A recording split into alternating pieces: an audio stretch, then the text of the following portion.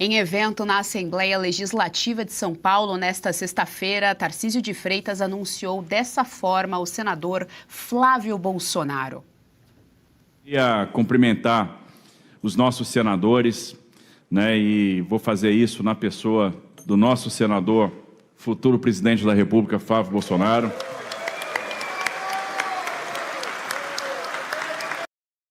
Na Alesp, grande parte da bancada do PL marcou presença na homenagem concedida pelo presidente da Casa Legislativa, Valdemar Costa Neto, que, em discurso, falou da certeza da vitória de Flávio Bolsonaro nas eleições de outubro. Com ele venceremos as eleições presidenciais, iremos inaugurar uma fase de prosperidade e progresso. Com ele poremos um ponto final ao governo personalista, inoperante, demagógico, atrasado e medíocre que nos infelicita. Agradeço a presença do futuro presidente da República, o senador Flávio Bolsonaro. A cerimônia ainda recebeu o prefeito Ricardo Nunes. Bom, depois do evento, o senador conversou com os jornalistas. A repórter Tauane Catan estava na Alesp e traz os destaques de olho no olho com a imprensa. Bom, a gente vai dar, então, boa tarde aqui à nossa querida Tauane Catan, que já está conosco aqui no telão. Tauane, seja muito bem-vinda ao JDL, a segunda edição. Boa tarde. Pois é, Geisiane, nós acompanhamos a cerimônia que aconteceu a partir das 11 da manhã hoje na Alesp. As peças estão se movendo nesse xadrez que é a política brasileira. Os encontros estão reafirmando alianças. Muito boa tarde para você, para toda a nossa audiência.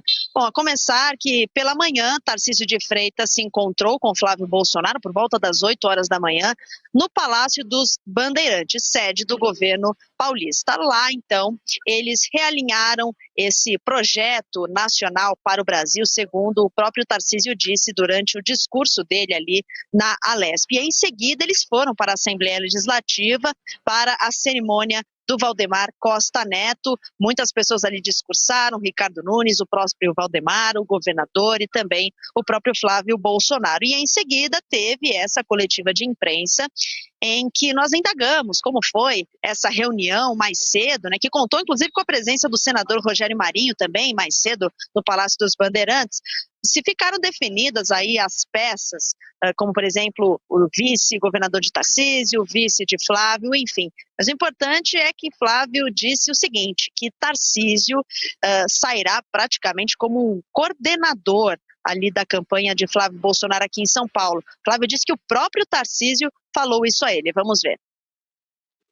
Eu perguntei, Tarcísio, como é que nós vamos fazer aqui em São Paulo? Ele falou, está em São Paulo, Flávio, deixa comigo, eu vou ser aqui o seu coordenador, a pessoa do seu lado, não se preocupe com São Paulo, porque a gente tem muito trabalho para mostrar. Pois é, e ainda ele reforçou o seguinte, que Tarcísio é uma pessoa leal, correta, está muito disposto, com muita energia, para propor não somente um plano de governo, mas, junto com ele, com Flávio e seus apoiadores, um plano de Brasil. Essa reunião pela manhã foi a portas fechadas ali para a imprensa, Geise, mas depois na coletiva na Alesp nós tivemos acesso a eles e também, claro, perguntamos a respeito da vaga para Senado. A gente sabe que uma delas já está com o ex-secretário de Segurança Pública, Guilherme Derrite, deputado federal que vai concorrer ao Senado, e a segunda vaga, segundo Flávio, vai passar pelo crivo do ex-presidente Jair Bolsonaro. Agora, sobre o vice de Tarcísio, que tem alguns nomes aí ventilando, o próprio Felício Ramute, que é o atual vice dele, que é preferência de Tarcísio, mas também há a preferência do Valdemar Costa Neto para o André do Prato, que é presidente da Alesp, deputado estadual, que inclusive quem propôs a homenagem a Valdemar Costa Neto, há esses nomes por aí. Flávio disse que quem vai definir é Tarcísio, e a respeito do seu próprio vice, dessa segunda vaga do Senado, isso tudo vai ser definido somente no dia 30 de março, Geise, na própria Alesp. Esse novo encontro que vai acontecer entre Flávio, Tarcísio, Valdemar, enfim, outras figuras que nós vamos apurando conforme os dias para descobrir mais sobre essas reuniões e essas próximas definições. Volto com você. Muito obrigada, Tauane Catan, pelas informações aqui no nosso Jornal da Oeste. Bom final de semana, até a próxima. Doutora Kátia Magalhães, começo então pela senhora aqui, a gente reverberando essa questão Tarcísio de Freitas. Olha só, aqui a notícia do dia, Flávio Bolsonaro, ao ser perguntado da relação com Tarcísio, respondeu ali que quando conversou com Tarcísio de Freitas, Tarcísio disse: deixa comigo, porque eu serei seu coordenador aqui em São Paulo, tá tudo certo, tem muito trabalho ainda pela frente. Mais uma vez aí, o Tarcísio reafirmou a lealdade ao Jair, ao Flávio Bolsonaro, a campanha toda. Vale lembrar também, o Tarcísio era outro nome ali, que sempre estava no olho do furacão em relação à lealdade. Ele já vem há uns meses aí afirmando que é leal ao Bolsonaro, mais uma vez aí reafirmando esse compromisso. É muito positivo ver a direita se unindo, mas eu acho que no momento que o Brasil vive, independentemente de escolhas de nomes A, B ou C, esses grandes atores políticos, protagonistas da direita, como Flávio Bolsonaro, Tarcísio e outros, deveriam colocar para ontem o seu plano de governo e, sobretudo, o seu plano de Brasil, informar que tipo de política econômica eles pretendem adotar, que tipo de política tributária, isso afeta diretamente o bolso das pessoas. A gente acabou de discutir uma notícia sobre a tributação desastrosa do governo Lula, que tipo de política previdenciária, já que falamos também do INSS, do assalto aos velhinhos, e, sobretudo, que tipo de atitude um novo governo Flávio Bolsonaro, com esse amparo de Tarcísio, que indiscutivelmente é uma tremenda força política,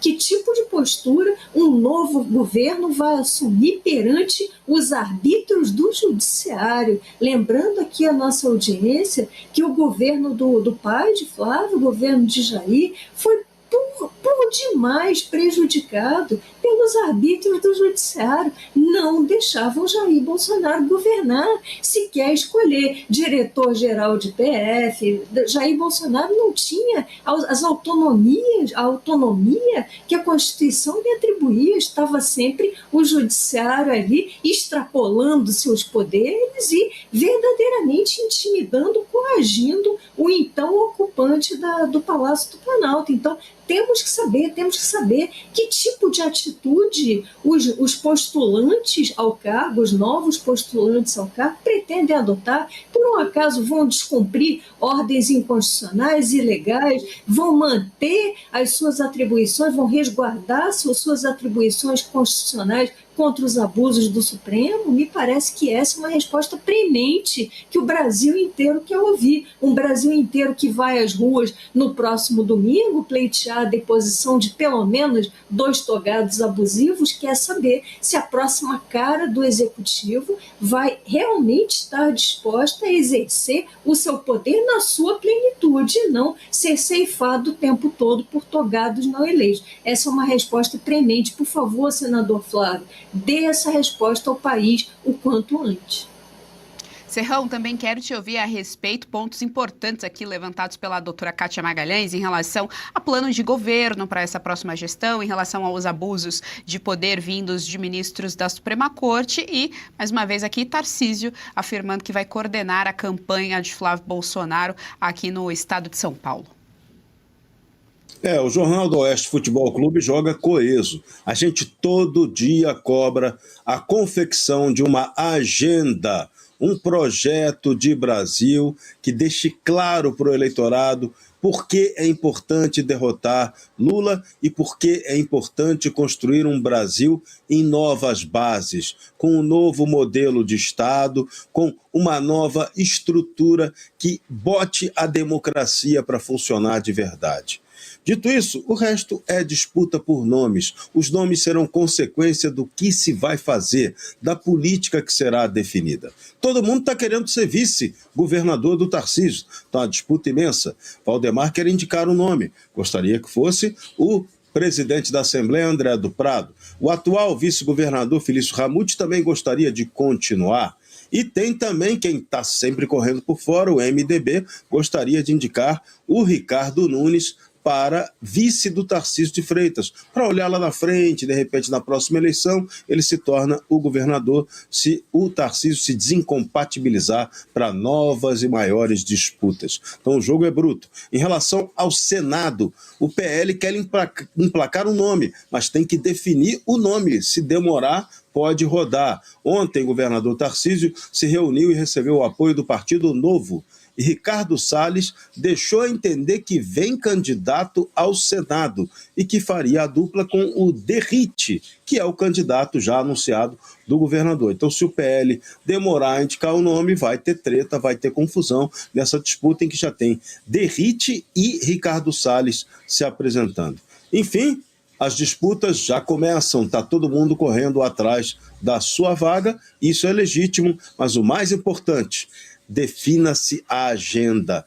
O que fazer para melhorar o Brasil tem que ficar na ponta da língua do eleitor. Se não ficar, o PT vai ser um adversário, de novo, complicado para se vencer.